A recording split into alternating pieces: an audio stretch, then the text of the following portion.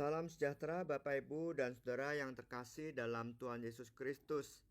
Senang sekali dapat berjumpa lagi dalam persekutuan doa malam GKI Taman Cibunut Bandung pada hari Kamis 27 Juli 2023 dengan saya Pendeta Samuel Adi Perdana. Saya berharap kita semua dalam keadaan semangat dan sehat, harapan saya, dan yang tidak perlu diharapkan lagi harus pasti, yaitu bahagia. Jangan sampai tidak bahagia, karena bahagia telah dianugerahkan Tuhan kepada kita semua melalui Tuhan Yesus Kristus. Berbahagialah apapun yang terjadi. Dalam persekutuan doa malam ini, saya mengambil tema Hikmat Allah membawa keselamatan. Akan didasari dari Injil Matius pasal 13 ayat 44 sampai 46. Mari kita awali persekutuan doa malam ini dengan bersama-sama bernyanyi dari PKJ 255. Firman-Mu ku pegang selalu.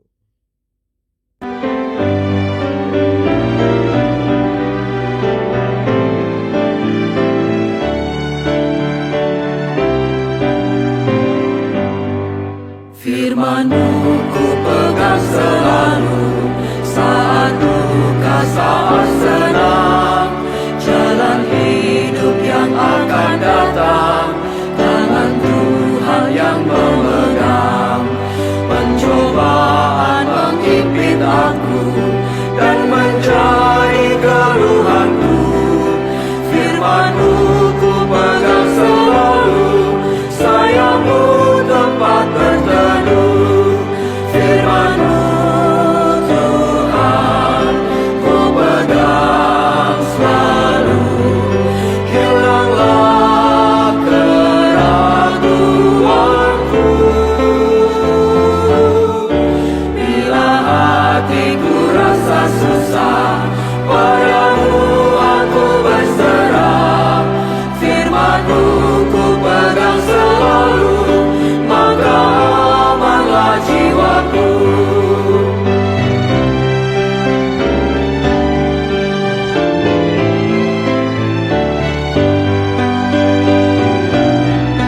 Firman-Mu Tuhan ku pegang selalu, hilanglah keraguanku. Bila hatiku rasa susah, padamu aku berserah. Firman-Mu ku pegang selalu, maka amanlah jiwaku.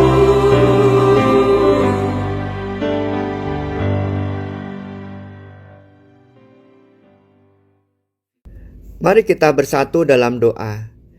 Tuhan, kami bersyukur pada kesempatan ini kami bisa bersama bersekutu kembali memuliakan Tuhan, dan dari pujian yang kami nyanyikan kami sungguh percaya dalam hidup kami tanpa firman Tuhan yang kami pegang, setiap langkah kami akan tidak kuat menghadapi banyak persoalan kehidupan yang terjadi sehari-hari. Justru firman-Mu lah ya Tuhan yang menjadi perisai, menjadi kekuatan, bahkan menjadi hikmat dalam hidup. Setiap kali kami mengambil keputusan, setiap kali kami melangkah, kami selalu saja dapat menjalaninya dengan baik. Kami percaya pada perenungan firman malam hari ini, firman-Mu juga akan menggugah kami untuk menemukan hal-hal yang baik dalam hidup ini, karena firman-Mu itu pelita dan kekuatan bagi kami. Kami berserah Tuhan kepadamu, di dalam Tuhan Yesus Kristus kami panjatkan doa kami ini. Amin. Saudara yang terkasih dalam Tuhan Yesus Kristus, mari kita membaca Injil Matius pasal 13 ayat 44 sampai 46. Sekali peristiwa Yesus mengajar orang banyak. Hal kerajaan surga itu seumpama harta yang terpendam di ladang yang ditemukan orang, lalu dipendamnya lagi. Karena sukacitanya, pergilah ia menjual seluruh miliknya, lalu membeli ladang itu. Demikian pula hal kerajaan surga itu, seumpama seorang pedagang yang mencari mutiara yang indah. Setelah ditemukannya mutiara yang sangat berharga, ia pun pergi menjual seluruh miliknya, lalu membeli mutiara itu. Saudara-saudara yang terkasih dalam Tuhan Yesus Kristus, ingatkah saudara tentang permintaan Salomo kepada Allah saat Allah menawarkan apa yang diinginkan Salomo? Dalam kisah 1 Raja-Raja pasal 3 ayat 5. Setelah Salomo mempersembahkan korban sembelihan kepada Allah di Gibeon, Allah menampakkan diri kepada Salomo dan memberi kesempatan kepadanya untuk meminta sesuatu kepadanya. Nah, pada kesempatan yang diberikan itu, Salomo hanya meminta satu hal, yakni hikmat Allah dalam hidupnya sebagai raja. Hikmat inilah yang lebih diinginkan Salomo daripada kekayaan atau kejayaannya. Kita bisa baca di 1 Raja-Raja 3 ayat 11. Jelas semua kemegahan di dunia akan sia-sia, tetapi hikmat Allah akan membawa keselamatan. Itulah yang diyakini oleh Salomo. Dia sebagai pemimpin, raja, pasti banyak memutuskan sesuatu, sehingga perlu menimbang-nimbang sesuatu itu, sehingga apa yang diputuskan nanti menjadi sebuah keadilan dan kebenaran. Satu hal yang mutlak diperlukan oleh Salomo dalam proses menimbang-nimbang sesuatu itu, yaitu hikmat Allah. Oleh sebab itu, Salomo meminta hikmat Allah untuk memimpin sebagai raja. Itulah kemegahan yang Tuhan berikan kepada umatnya, yaitu hikmat Allah, bukan kemewahan-kemewahan duniawi. Melalui Yesus Kristus, hikmat itu kini telah diberikan dan dirahmati kepada setiap umat beriman, agar dapat mengetahui jalan menuju Allah. Yesus Kristus adalah firman yang hidup, sekaligus pribadi yang menuntun kita untuk menunjukkan jalan menuju Allah. Itulah hikmat Allah sekarang yang kita punya, yaitu firman Allah, yaitu Yesus Kristus yang menuntun kehidupan kita.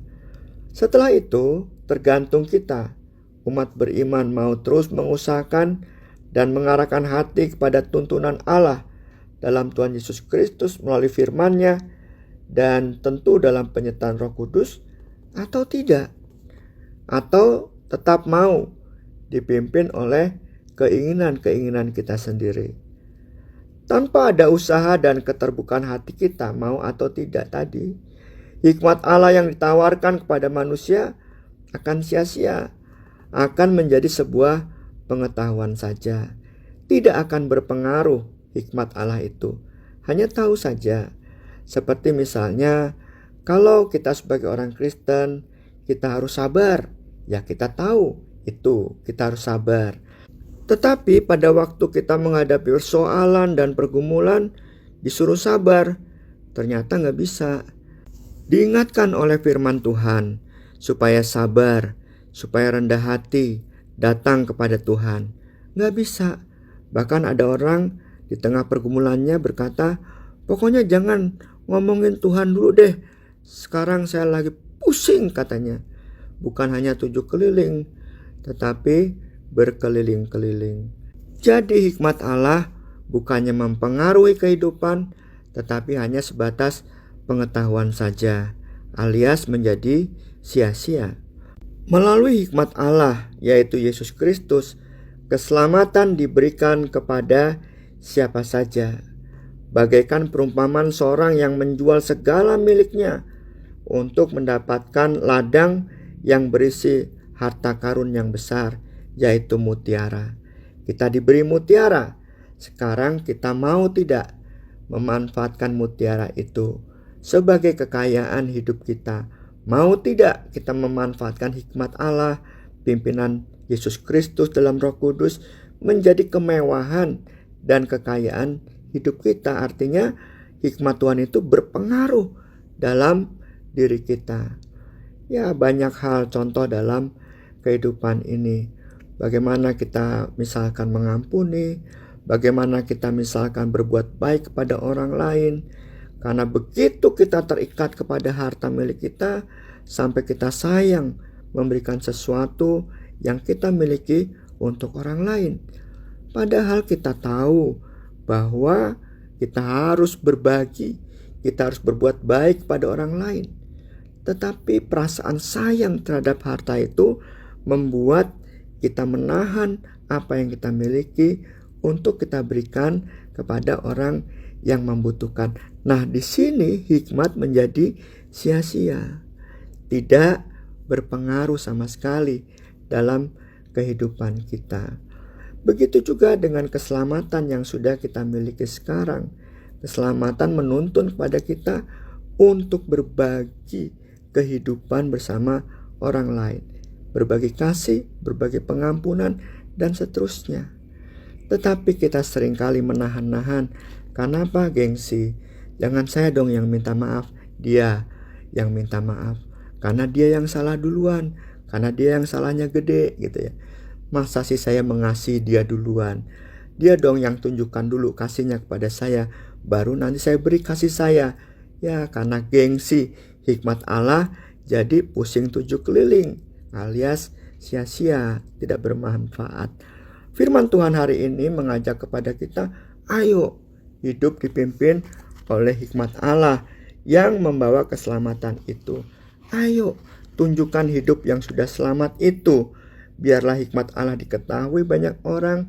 Biarlah hidup kita menjadi cara Allah menyampaikan keselamatan kepada dunia ini. Siapkah kita melakukannya? Di tengah keluarga, di tengah persekutuan, dan dimanapun kita berada, Tuhan pasti menolong kita. Mari kita bersatu di dalam doa. Tuhan yang Maha Kasih, kami bersyukur kepadamu. Hari ini kami diingatkan bahwa kekayaan, kemegahan, kemewahan hidup kami adalah hikmat-Mu. Percaya pada tuntunan Yesus Kristus dan percaya pada bimbingan Roh Kudus untuk mewujudkan hidup keselamatan itu dalam keseharian kami.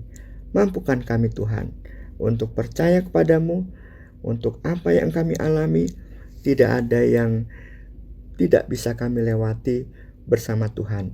Dan untuk diri kami yang sudah diselamatkan, pasti kami juga dipanggil untuk menyampaikan hikmat Allah berupa keselamatan dalam Yesus Kristus dalam pimpinan Roh Kudus kepada orang lain. Biarlah melalui hidup yang selamat yang kami nikmati ini, orang lain boleh merasakan banyak kebaikan Tuhan.